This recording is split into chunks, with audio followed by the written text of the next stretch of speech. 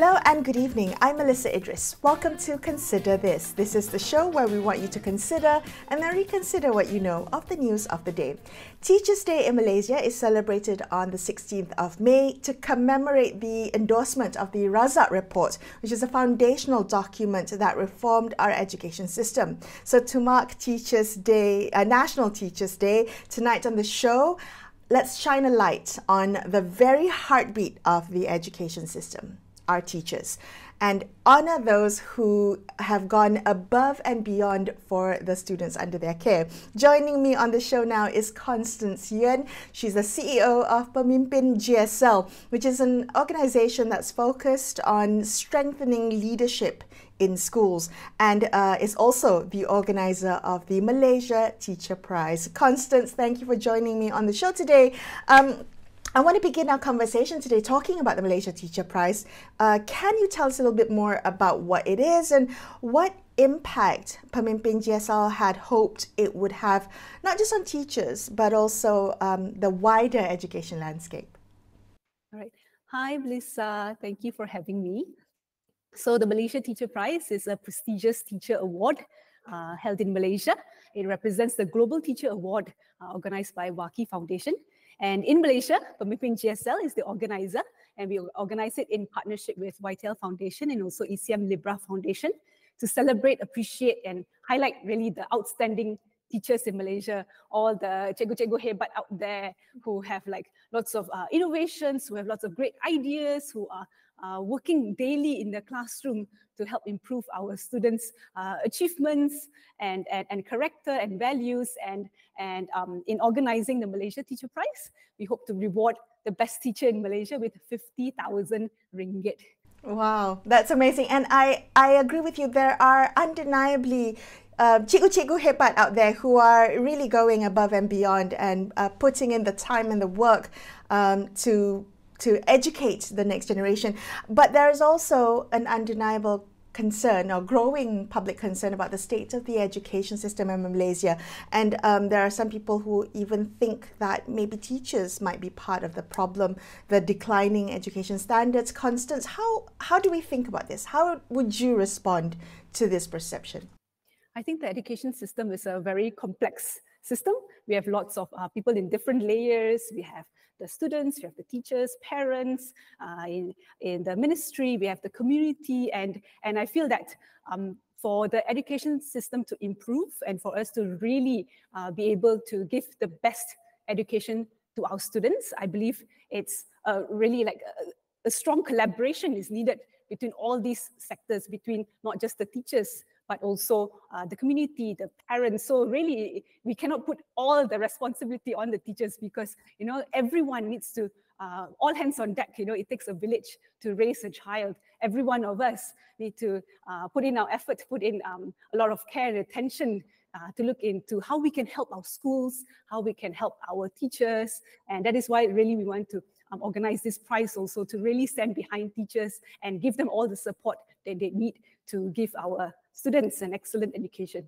Right. So how do we do that? How do we help our schools and our teachers? I mean, based on your work and your exposure to the ecosystem of the education system, what would you say are the biggest challenges, or the most pressing challenges that teachers face today?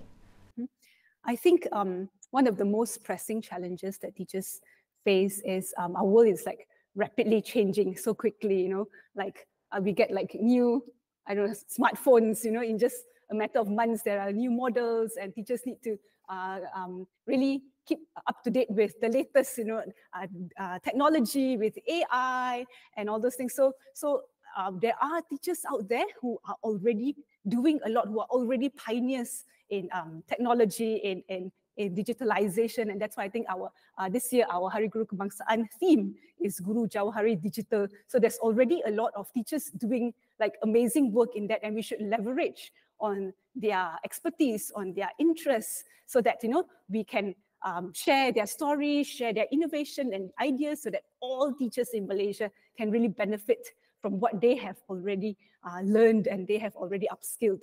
And I really think that's it. We want to provide more professional development to teachers, and it's not just like giving teachers what we think they need, but we should also listen to the teachers because they are on the ground, they are the grassroots. They know the needs of the students, they know their own needs, they know what solutions are the most suitable for their context, for their setting. So really, anyone who wants to help the education system should sit with teachers and should listen to them, talk to them, and understand what they really need, and then see how we can help in our own capacity. Yeah, I mean, that's a wonderful point, rather than just kind of giving this very outside perspective. It's great to hear what teachers actually want. And through your work, Constance, have you received or heard any feedback about what teachers actually need? What do they find as the most valuable type of support or resources that will help them in their work? Mm-hmm. So we see, I think, different levels of maybe teachers need different things. So we've in our work at Pemimpin, we work with teachers and also school leaders. So we see teachers, they would ask for a lot of maybe pedagogical support. So what are some teaching strategies or ideas, and that's why we also have our app that provides free professional development in pedagogy for teachers. And then we also, in our work at Pemimpin, we support middle leaders and school leaders, and they have different needs, and they have given us feedback that they want more leadership training. So we are also supporting them in that, and also in like organizing the Malaysia Teacher Prize. We understand that teachers who are very driven, who are really like the cream of the crop, they also have different kinds of needs. They are ready to, launch their initiatives, their ideas. They are ready to network. They are ready to maybe get grants or fundings from different corporates. So they have different needs too. So yeah, so Pemimpin GSL is really, we just want to support teachers at every level, support teachers with their varying degrees of needs, and really stand behind them and give them all they need. Some of the finalists and the winners of the Malaysia Teacher Prize have such amazing ideas. I mean, they have really found ways to innovate their teaching, to impact their students that I'm sure none of us wouldn't have even thought about. Are there ways, Constance, that we can take their best practices, their ideas, and scale them or adapt them to different parts of the country, rather than this being kind of a one-off case that we award and celebrate through the Malaysia Teacher Prize? Mm-hmm, mm-hmm. So if I could just share a story of our first winner, Cikgu Anutra, winner of the Malaysia Teacher Prize 2022. So she started the Tenom Innovation Center in rural Tenom in Sabah. And so after winning the 50,000 ringgit, she wanted to open similar innovation centers everywhere in Sabah, in all the districts in Sabah. So with the 50,000 ringgit, she was able to do that.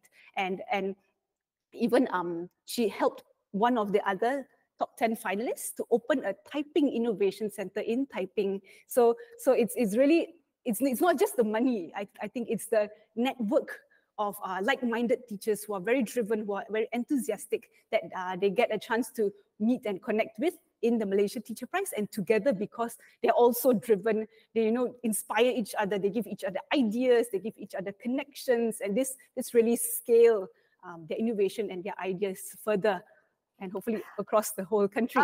Are teachers getting really excited about the fact that, I mean, this is the first one where you're celebrating, you're honoring, you're recognizing the invaluable contributions of teachers who have gone above and beyond for their students. Are you hearing a lot of positive feedback? I mean, we're at the third round of the Malaysia Teacher Prize, and I understand that it's open for nominations and submissions right now.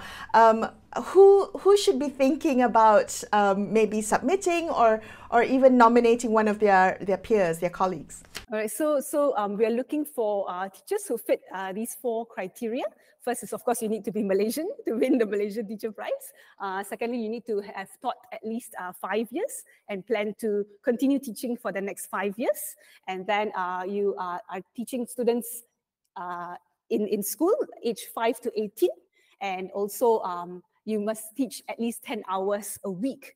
And if you fulfill all the requirements, all the criteria, I really ask all the teachers out there who are listening to this to really apply for the Malaysia Teacher Prize by the 2nd of June. You still have time, 2.5 weeks. And the feedback that we've received from the finalists and also the teachers who were at the award ceremony is that they really feel like VIPs. That the teachers should really they deserve it for all the work that they do, for all the effort, the passion and all. So on that day in the award ceremony, we parade them in the red carpet. So last year we had Juwita Suwito serenade them in. There was this, we had a big convention hall booked where we really celebrate them, and there was fireworks, and we really give them the limelight that they really deserve. So yeah, teachers, if you're interested to be part of this network of really like-minded teachers who are really driven and enthusiastic, please apply to the Malaysia Teacher Prize. Right, and what would you say to the kind of policymakers, the educationists out there who are maybe watching today, and it's Teachers' Day, so what would you like them to know, and what would you like to see them do to recognize and support all these wonderful teachers, the cikgu-cikgu hebat, as you mentioned? So I think going back to what I said just now, really listening to our teachers, I think that's the best Teachers' Day gift that we could give them, to really listen, to empathize with them, to understand their needs. That's one, and also to reach out to civil society organizations like us, NGOs out there, corporate sectors out there. There are a lot of people who are really enthusiastic to help with our schools, help our teachers, help our students. So we are ready. Just reach out to us, and we would like to discuss what we could do, what we could help, how we can support teachers to really give our students the best education. Constance, thank you so much for joining me on the show. Constance Yuen from Pemimpin GSL there. We're going to take a quick break on the show, but after this, we'll speak to one of the winners of the Malaysia Teacher Prize. So stay tuned. We'll be right back.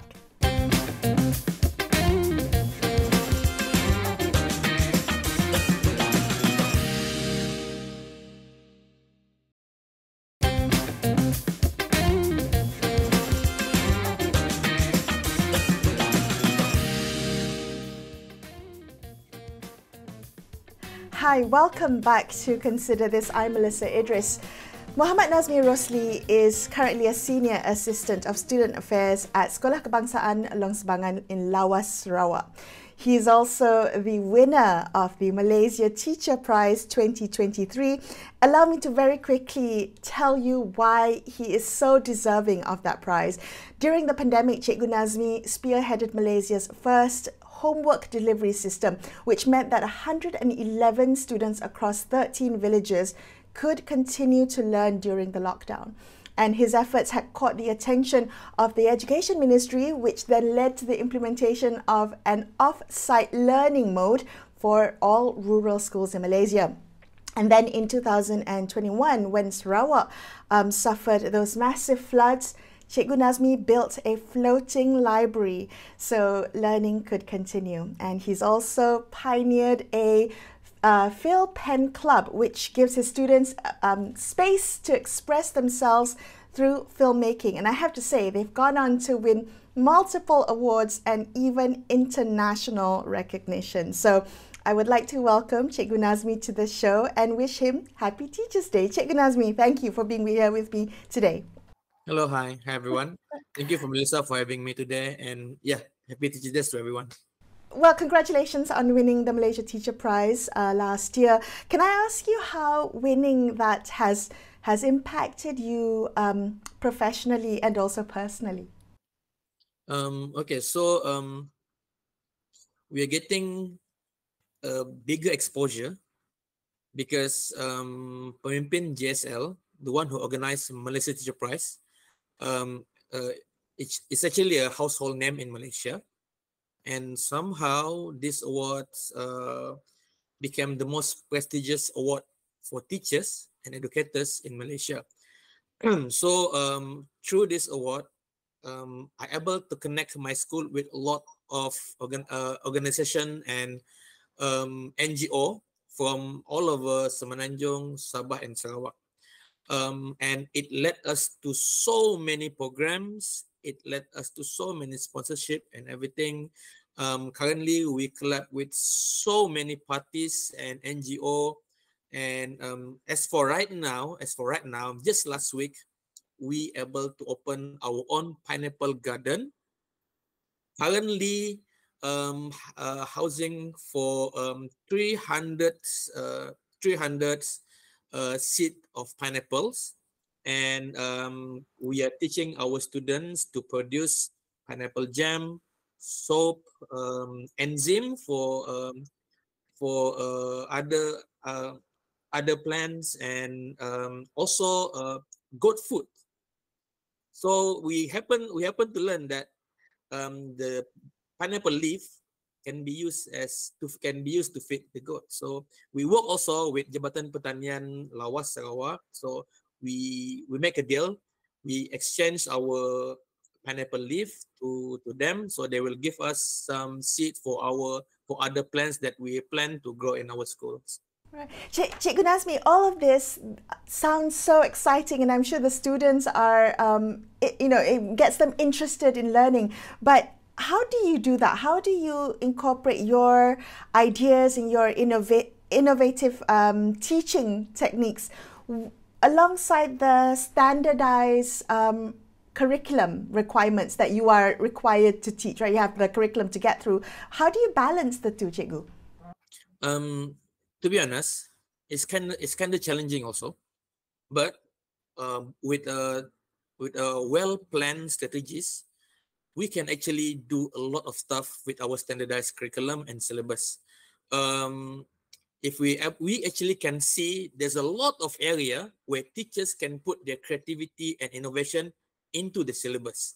So last week, a few days ago, I was with the Tuan Zainal Habas, is the director for BSTP, Bagian Sektor Teknologi in Pendidikan.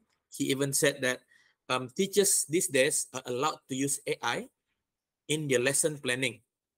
You just take the objective of your lesson from the syllabus, and then put in what you want to use in the classroom, what assessment you want to do, how many challenge you want to put in the lessons, how long the lesson will be, how many kids you want in the lesson, and then it will prompt out a very good lesson plan, and teachers are encouraged to do that. So there's a lot of ways we can use our creativity in our standardized syllabus and curriculum. It's just the matter of how you want to utilize everything you have around you to help your students. As for me, I'm more into using recycled materials to teach. I remember I built laundry shop, so kids not only able to learn what required in the syllabus, like type of clothes and everything, I also able to teach them the ethics in the laundry shop. For example, if you mistakenly took someone else's clothes, what can you say to them? The folding table, are we allowed to eat on the folding table, or it was used to fold the clothes there? So is it ethical to eat there? None of these things were taught in the textbook. So our creativity is the teacher's creativity, well-planned strategies, just to make use of whatever we have around us to make good use of our syllabus and the standardized curriculums. Right. So in the previous segment, I interviewed Pemimpin GSL about what they would like to see this Teachers' Day, and they said they hoped that we would start listening to what teachers want. So listen to what teachers want and not just kind of assume we know. So I have to ask you, you've been teaching 7 years, you've taught through a pandemic, you've taught through natural disasters, you've been posted to schools that are in the most rural and remote locations. If I have to ask you, Cikgu Nazmi, what would genuinely support you as a teacher and motivate you to continue doing the good work that you're doing, how would you respond? What would you say? I want every teacher in Malaysia, across the world, to understand that you first must find yourself. By knowing your strength, you will able to use it to help your school and your student and keep motivated. Skills are number 2. We can always learn skills, but passion are number 1. You can learn a lot of skills via internet, YouTube and all, but without any passion, you cannot do anything. by knowing yourself, by knowing your skill, by knowing what you're passionate about, what you love about, what you love doing, you want you are not worried by for giving extra hours to the school. You're not worried by giving to go extra mile for your kids and all. I have a friends who love fishing. Then he had to live in two separate life as a fishing hobbyist and also as a teacher. Now he know that Jabatan Perikanan also have this pertandingan inovasi perikanan. He used that opportunity to help bring the name of the school and help build a lot of skill in fishing with the kids, and they innovate a lot of stuff to help the Marine's life. So there's a teacher who love in fashion designing. There's a teacher who love in culinary. There's a teachers who love in motor skill and engine and stuff like that. Use your passion to help your student, to help your school, to help your community. These are the era where we need to put everyone on the deck, use it to help your school, and only focus your strength. Why you want to follow the school that good in dancing when you are not good in dancing? Maybe you are good in computer coding and all. Then use it to help your school. I want all the teachers to understand that everyone are different and everyone is special. As the admin of school, I'm currently an admin of the school. Your job is to make sure you understand what your staff, your teachers are capable of doing. By accepting your staff, your teachers, then only your school can accept everyone, every kids to come to your school. That is from me. Cik Nazmi, what do you think is the future of teaching as a profession? I don't know whether, so do you think that teaching as a profession is a career that young people look at and say they want to go into this as well? They want to be teachers and educators as well. How do you envision the future as an educator? Okay. My kids, they don't know Upin Ipin up until we play for them in the school. It's funny, but also it's sad at the same time. So when we ask them what you want to be, they are limited by, oh, I want to be a teacher, engineer, architect, nurse. That's it. They didn't know they actually can have future by being a video game developer, by being a film stuntman, by being people who work behind the studio that make props. For example, like Alien and Predators mask and everything, all the robotics and everything. They didn't know they actually can have future by making toys and action figures. They don't know they can have features by doing animation, by drawing comic book. So I like that today's teacher, they understand this. Everyone can be everything they want. Everyone can be anyone. I like that today's teachers understand that our job is to make sure our kids know where they're heading, where they're going to be. It's our job to make sure kids discover their true potential. It's my job to make sure to turn on the flashlight to show you this is what you want to be. You don't want to go here, it's okay. You don't want to go here, it's okay. You want to go here, okay, fine, let's go. I'll be with you throughout the road. This is what our job is. We are no longer training, oh, this is standards exam, this is you have to write all this, then you will be like this. It's no longer that way these days. This is the time and the era where everything is possible. We don't know. Today we are going to have app that help people take order our food and bring it today in our home, and that's a job opportunity today. I don't know what else going to happen in the future. You know, there are so many possibilities, endless possibilities, and our job as a teachers is to future-proof our kids so they're able to adapt themselves in the future. Whatever we're doing today is not for today, but for the 20 years, 30 years later, for them, and to build our future leaders. What we are doing today, we want to make sure the kids know that things can change and as fast as possible. So our job is to break the fourth wall on the mind that they are limited to be a teacher, they're limited to be a policeman, they're limited to be an engineer. They can be whoever they want to be in the future. That's for me. Cikgu Nazmi, thank you so much for speaking with me today. Happy Teachers' Day to you. That was Cikgu Muhammad Nazmi Rosli from Sekolah Kebangsaan Long Sebangan in Lawas, Sarawak, the winner of the Malaysia Teacher Prize 2023. And that wraps up this episode of Consider This. I'm Melisa Idris, signing off for the evening. Thank you so much for watching, and good night.